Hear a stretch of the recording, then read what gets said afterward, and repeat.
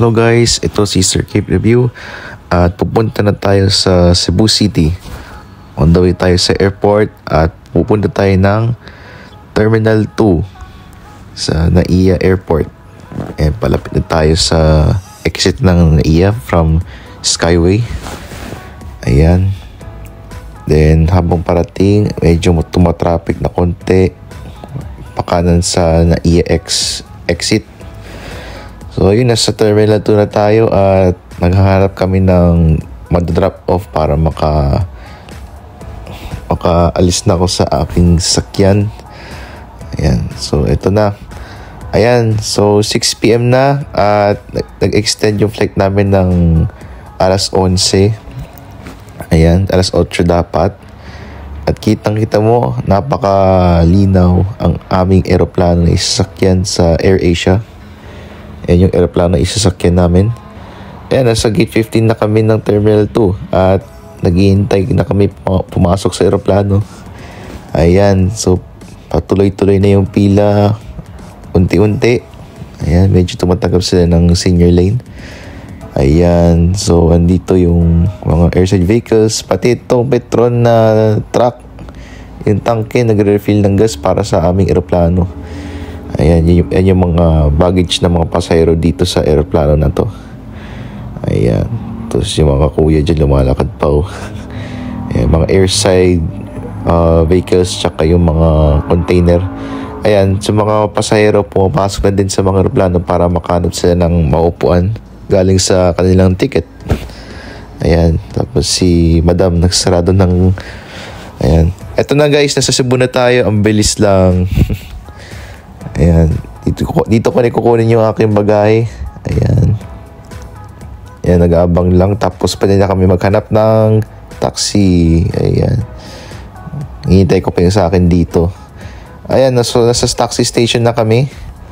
Naghanap kami kung saan kami mag-i-stay. So may hotel ako na Summit Galleria Hotel. Doon ako mag-overnight. So ito yung taxi na to na ordinary taxi. Magpipila ka muna bago ka maghanap ng taxi na para sa'yo. Ayan. So ito yung mga taxi na pipila-pilahan na. So hindi kami nag-premium taxi kasi ang mahal. Ito na isang premium taxi na Cebu HM taxi. Kahit high class siya, hindi worth it for us. Ayan na, so ordinary taxi queue namin, Vios na taxi. Ayan, sinasarado ko muna yung pinto para sure na hindi siya bubukas. Ayan guys, seatbelt for safety tayo para hindi tayo ma-disgrasya sa loob ng sasakyan. Alright, so hinihintay namin si kuya para makaalis na kami sa airport papunta sa Summit Galleria Hotel. Ayan, malamig naman yung aircon. Ayan. So, okay pa siya sa free yun. Ayan yung taximeter, 0 pa lang. Ayan. So, yun, pasado yung baggage ko sa trunk. Kahit malaki siya, kasyang-kasya sa loob ng Vios. Ayan, paalis na kami ng airport. Ayan, kung makikita mo, dito na kami sa Cebu, Mactan Cebu Airport. Ayan, paalis pa lang kami dito. Ayan, kakaliwan na kami dyan. Ayan. Sige, diretso lang. Ayan, gabi-gabi na.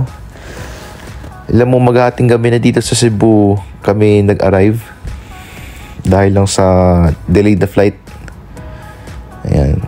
So, palis na kami ng airport. Pupunta kami sa National Highway ng Cebu City. On the way sa Summit Galleria Hotel. So, katabi lang siya ng Robinson's Galleria Cebu. Ayan.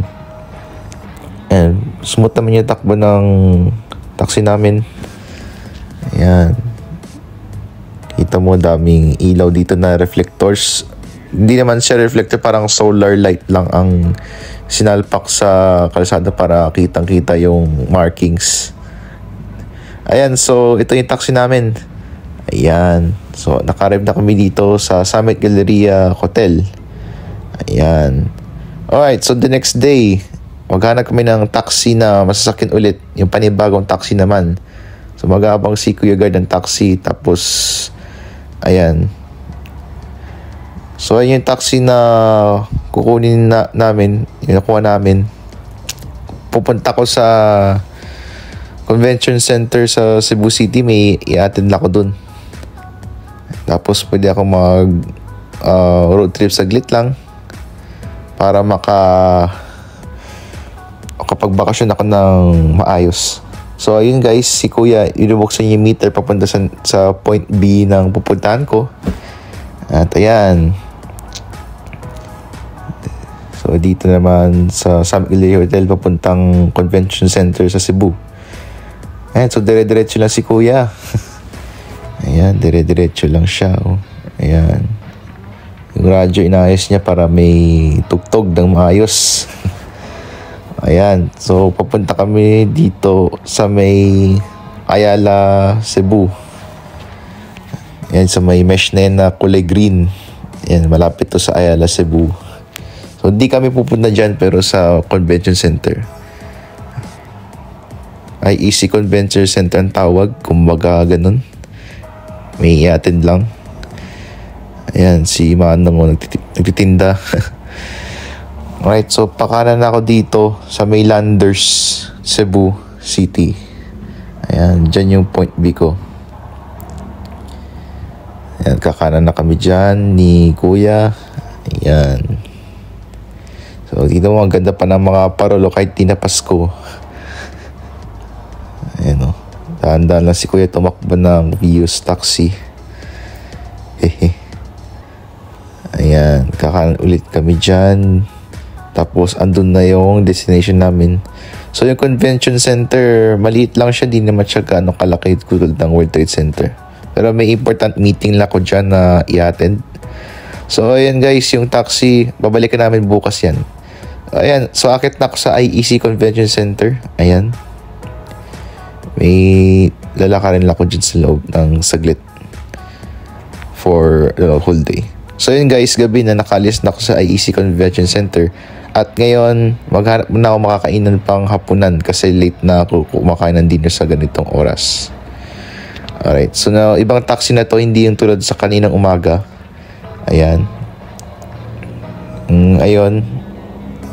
Paalis lang kami malapit sa Landers, Cebu City.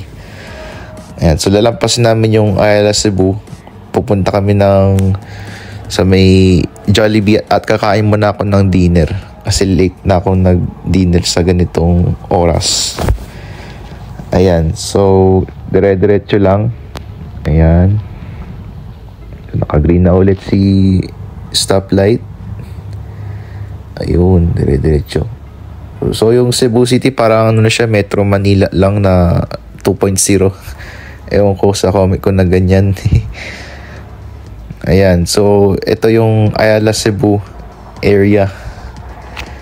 Ayan, dito minsan madalas nag-stop over ng mga taxis tuwing pipila at mag-aabang ng pasahero. So dito ako sa may mesh na protector. Hindi ka ako nang tawag dito. Ayan, so dito na ako sa may bandang subdivision o tinatawag na may narrow roads na one way. Ayan, kakaliwa ulit tayo.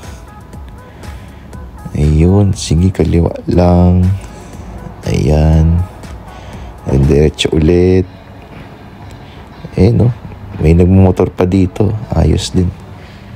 Siguro mga delivery riders to. Meron yan dito sa Cebu. At meron din sa Manila. Marami talaga. So, yun, hindi kami inabot ng stoplight kasi kakanan naman kami. Ayun, smooth ang takbo.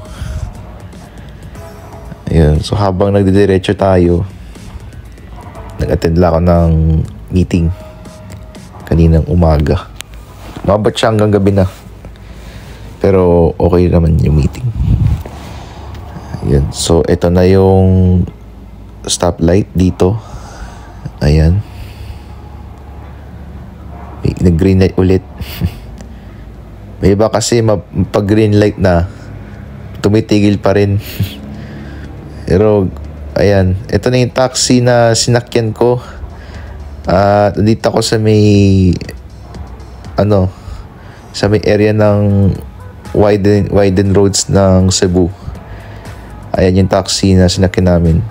So ayun, magtatambay muna ako saglit dito at lalabas ulit ako. O yun, so tapos na ako mag-Jollibee, hindi ko na na-picturean. Ibang taxi na yung sinakin namin at pauwi na ako ng Summit Galleria at matutulog na ako. Kasi pagod na ako galing sa meeting at sa sa mga gimmicks and happenings. Ayun. Ayan, so habang pauwi tayo, eto, pauwi na rin. So si Manong nag-Google Maps pa. Tapos yung aircon dito, kinulay niya ng orange. Tapos nag-change mags pa siya. Ayan. Ayan, straight lang mag-dive si Kuya. Ayun, naabutan tayo ng stoplight. Pero okay lang, mag-go naman rin mamaya yan. Ayan o, 17, 16, 15, 14, 13, 12, 11, 10. Ayun. Habang malapit na rin mag-green. So ayun, nilampasan namin yung stoplight. At pasensya na sa countdown ko kasi gusto ko lang mag-countdown. Trip ko lang. Ayan, dire-diretso ulit tayo. Ayan. So dito yung Cebu City mismo ang nilibutan namin. Tapos sa next day, pupunta ako ng Sirao Garden, which is malayo siya konti sa Cebu City. At paakit siya may times na pababa rin. So yun yung taxi sa kanina.